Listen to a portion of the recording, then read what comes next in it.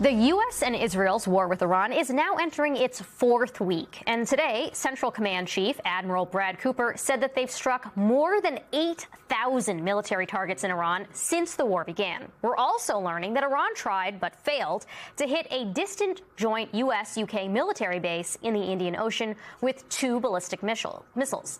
That's according to the Wall Street Journal, which adds neither of the missiles hit the base, but the move marked Iran's first operational use of IRBMs and a significant attempt to reach far beyond the Middle East and threaten U.S. interests.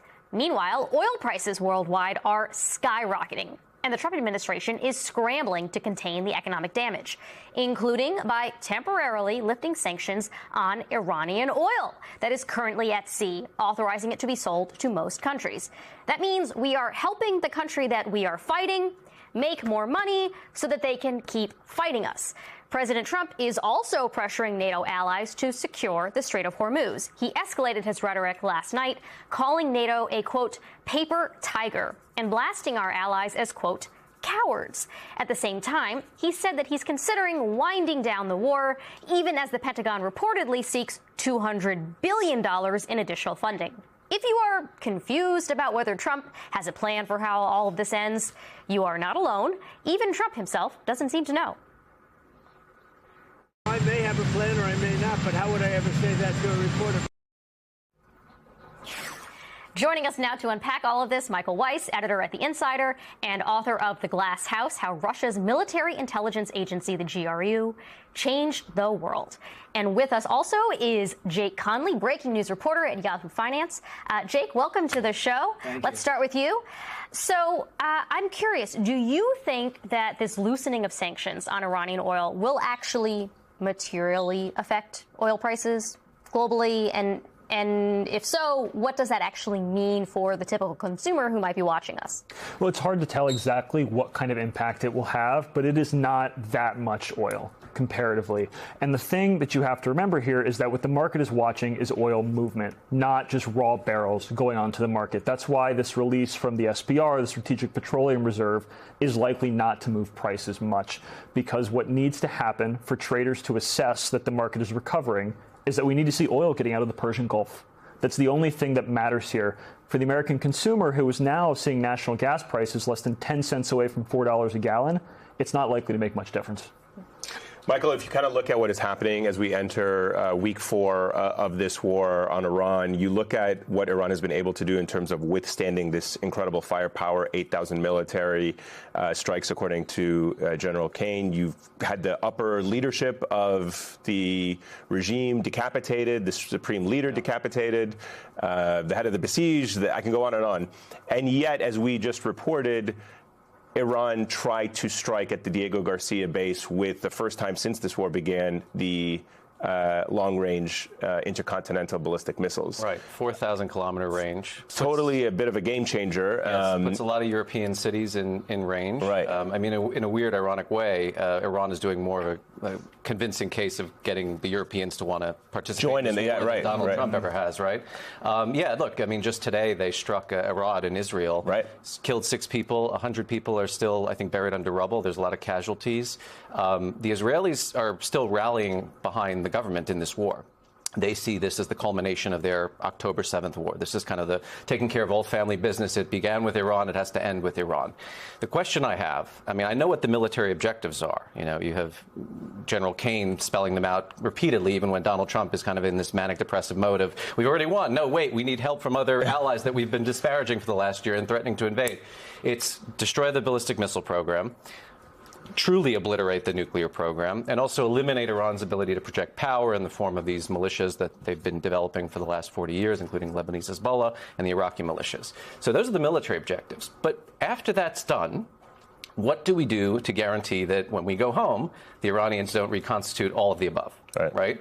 So are the Israelis going to come back in and, you know, mow the lawn, as they put it, meaning they'll continue to bomb to ensure that Iran stays down, if not out? And if so, are we going to participate in that? And how long? Is this an indefinite project or whatever? I mean, Trump said at the beginning he envisaged certain political actors as kind of the Delcy Rodriguez of Tehran. But now we seem to be killing the ones that we had in mind, like Ali Larijani, who I never thought would be somebody very amenable to this, as the guy responsible for suppressing the protest movement. But they keep replacing people with even more hardline people than Correct. the original hardliners. Who profess absolutely no desire to. And a desire to get nuclear weapons. That's right. That's right. And have we just dropped all pretense of regime change and democracy for the Iranian people? Because at one point, I remember in the drumbeat leading up to this war, that was one of the main arguments they would make to members of the press. Yeah. And we spoke to members of the diaspora who had pinned their hopes on this. Absolutely. Look, I would put it this way. I don't think that regime change was ever in the cards. I think the Israelis have a different strategic objective. Regime collapse is one. Civil war is another. Anything to keep Iran from posing a threat to the region and to Israel in particular. The United States, again, is kind of like blindly throwing darts at the board, seeing what hits and what doesn't. You know, I mean, do we have a transitional government? No. Are there signs of deterioration or cracks in the regime? As far as we can tell, what U.S. intelligence is saying, no. So again, we can achieve our military objectives, but then what? What is the political transitional solution here? And if there is none, that means we're going to have to come back in again. Well, and I guess my big question now is, what are the cracks with our allies in the region? How sick are they of this war that they have been drawn into? And I guess what I would ask you is, what is the long-term damage that has been here? What has your reporting been on our allies in the region about their impatience with what's happening, or if they want to just see us hurry up and finish the job and stay committed? How much damage is there going to be to long-term energy markets? Every single strategist I talk to tells me this is going to be measured in months, if not years, certainly not weeks. Already this week, you saw the CEO of Qatar Energy come out and say that the largest LNG export terminal in the world, in Qatar, could have to delay shipments for up to 5 years. It just goes to show you how long this is likely to last. You've seen attacks on refineries in Saudi Arabia, refineries in Kuwait, sites in the UAE. All of this is months-long repairs, billion-dollar capex investments that's going to weigh on the market. I've talked to a lot of people, and I keep asking them the same question. Let's say tomorrow the White House and Tehran were to negotiate a ceasefire, and you've seen the president say he's not looking for one. But let's say they were to come to one. Oil traffic was to resume normally. How long does this tail really last? It's still going to be months or years because of the damage we've seen. Production shut-ins at the wellhead, that is not an overnight fix. Damage to export facilities, damage to refineries, those are not long-term fixes. And you see that reflecting in the market. You saw Delta CEO Ed Bastian come out this week saying his company is going to take a $400 million hit this quarter, and that they've already started raising ticket prices, raising fuel surcharges to go along with that. American predicting they're going to lose $400 million this month alone. The economic impact of this is huge. You look at the U.S. economy right now. Take all three major indexes, the S&P 500, the Dow, NASDAQ. All three are in the red this week. All three have now given up all of their 2026 gains. This is not the market we thought we were going to be walking into, but it's the market we've gotten. So you mentioned a couple of the airline CEOs. I thought you were going to mention United's CEO, who said this week that he was expecting oil prices to go up to, what was it, $175 a barrel, and that it will remain above $100 a barrel at least until the end of 2027. So you've talked about what this means for the companies and how much money they're going to lose. What does that mean we're looking at in terms of, like, airfare is getting more expensive and gasoline getting more expensive and all of the other downstream products that are made with oil and gas? Right. Yeah, as we were talking about, gasoline prices in this country already approaching $4 a barrel on average. A month ago, that was below $3. That is a huge hit to the American consumer, who's already getting squeezed from higher electricity bills from AI, now higher gas bills. Jet fuel has doubled on its price. That is roughly 40% of an airline's book. They're going to have to push up ticket prices. Vacation season is just around the corner. If you're looking to book flights, that is going to bite into your budget. At the same time, you see the Fed this week holding rates steady, trying to get a handle on this inflation problem that we're facing. Energy prices push up headline inflation. They can eventually push up core inflation. But this is the problem that's facing the Fed. If you cut rates, you risk runaway inflation. Things get more expensive. People can't afford anything. If you raise rates, you risk cutting growth. You risk raising the unemployment rate because nobody hires when their borrowing costs are higher. You risk having a recession. Exactly. You risk pushing us into a recession, and it's debatable whether we're in one right now or not. So every single time something else happens here, the tail gets longer.